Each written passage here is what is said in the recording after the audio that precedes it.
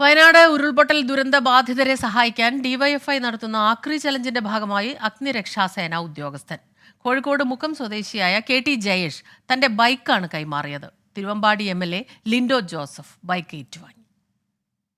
മുക്കം കാഞ്ഞിരമൊഴി സ്വദേശിയും തിരൂർ അഗ്നിരക്ഷാ നിലയത്തിലെ ഉദ്യോഗസ്ഥനുമായ കെ.ടി. ജയേഷാണ് താൻ ഉപയോഗിക്കുന്ന ബൈക്ക് ഡിവൈഎഫ്ഐ കൂടരഞ്ഞി മേഖലാ കമ്മിറ്റിക്ക് കൈമാറിയത്.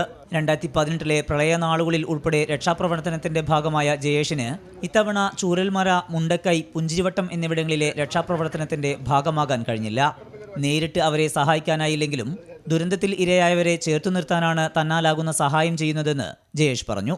എനിക്ക് എന്താ വെച്ച് കഴിഞ്ഞാൽ ഈ രക്ഷാപ്രവർത്തനത്തിൽ പങ്കെടുക്കാൻ കഴിഞ്ഞിട്ടില്ല. കോഴിക്കോട് സ്റ്റേഷൻ നിന്ന് ടാസ്ക് ഫോഴ്സ് ആണ് എന്നെ വിവരം അറിയിക്കുന്നത്. അപ്പോൾ ഞാൻ റെഡിയായി നിന്ന് ഞാൻ ബൈക്ക് എടുത്ത് ഇറങ്ങിയപ്പോൾ അവിടെ ഫുള്ള് വെള്ളമാണ്, എനിക്ക് പോകാൻ കഴിഞ്ഞിട്ടില്ല. അപ്പം പിറ്റേ ദിവസമാണ് ഞാൻ പുറത്തേക്ക് ഇറങ്ങുന്നത്. ഇറങ്ങിയിട്ട് ഞാൻ നേരെ പോകുന്ന തിരൂർ നിലയത്തിലേക്കാണ്. ഞാനിപ്പോൾ മുക്കത്തല്ല വർക്ക് ചെയ്യുന്ന തിരൂരേക്കാണ്. തിരൂരിൽ നിന്ന് എനിക്ക് നിലമ്പൂർ മേഖലയിലാണ് എനിക്ക് വർക്ക് ചെയ്യാൻ കഴിഞ്ഞത്. പിന്നെ വീട്ടിലിപ്പോൾ 2 വണ്ടികളുണ്ട്. അച്ഛന് സുഖമില്ലാത്തത് കാരണം ഇനി ആ വണ്ടി ഉപയോഗിക്കാം. ഇതൊരു നല്ലൊരു കാര്യത്തിന് വേണ്ടി കൊടുക്കാന്ന് വെച്ചു.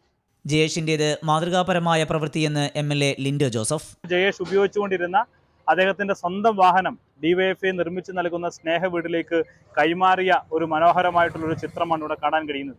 സാധാരണ ആക്രി ചലഞ്ച് എന്ന് പറയുമ്പോൾ ഉപയോഗശൂന്യമായിട്ടുള്ള വാഹനങ്ങളാണ് കൈമാറുന്നതെങ്കിൽ താൻ ഉപയോഗിച്ചുകൊണ്ടിരിക്കുന്ന വാഹനം ഓടിച്ചു കൊണ്ടുവന്ന് ഇവിടെ കൈമാറുന്നു എന്നുള്ളത് അദ്ദേഹം നടത്തുന്ന ഏറ്റവും മികവുറ്റ ഒരു പ്രവർത്തനമാണ്.